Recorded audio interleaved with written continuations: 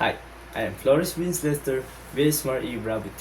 I am currently studying in PIMSAT Colleges of Dagupan, and today I am going to discuss the requirements that need to be complied of our ships in Annex 4. Annex 4 is the prevention of pollution by sewage from ships is a set of regulations that controls the discharge from the sewage from ships into the ocean. There are two types of sewage in ships: black water and the gray water. Black water are the wastewater from the toilets, potentially in the kitchens, containing fecal matter, urine, and grease. While the gray water are the wastewater from showers, sinks, laundries, and sometimes in the kitchen sinks, but not from the toilets. MARPOL Annex 4 applies to the ships exceeding 400 gross tonnage engaged into international voyage, and those less than 400 gross tonnage are certified to carry more than 15 people. The ships need to be equipped with an approved sewage treatment plant or an approved communicating and disinfecting system, and also sewage holding tanks. The sewage treatment plant is a requirement of a ship's and an approved sewage treatment plant which has been certified by the administration, because the sewage treatment plant can treat all sewage including the black water and the gray water.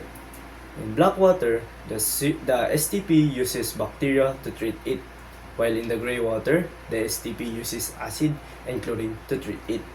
Next is the communicating and disinfecting system. It comprises with a grinder and a filter system to break down the sewage into smaller particles. The filter separates the solids from the liquids, and it should be approved by the administration as well. Next is the ship holding tanks. The ships are required to have ships holding tanks for collection and storage of sewage and ready to discharge in reception facilities, and if they reach the approved distance to discharge the sewage. Now, I'm going to discuss the discharge requirements. If the vessel is within 3 to 12 nautical miles from the nearest land, the ship can discharge its sewage, but it will undergo into treatment like the STP and communicating and disinfecting system.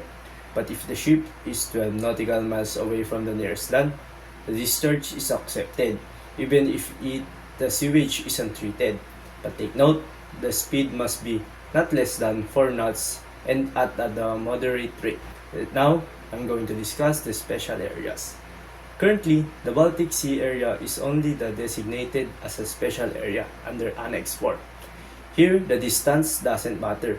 The sewage must be treated even though the ship is 12 nautical miles away from the nearest land is allowed to discharge. And lastly, I'm going to discuss the certification requirements of the sewage treatment.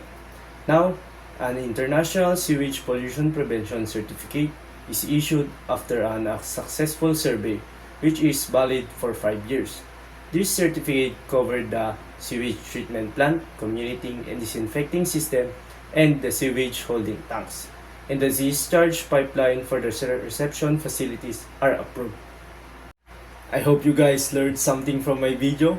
Thank you for watching.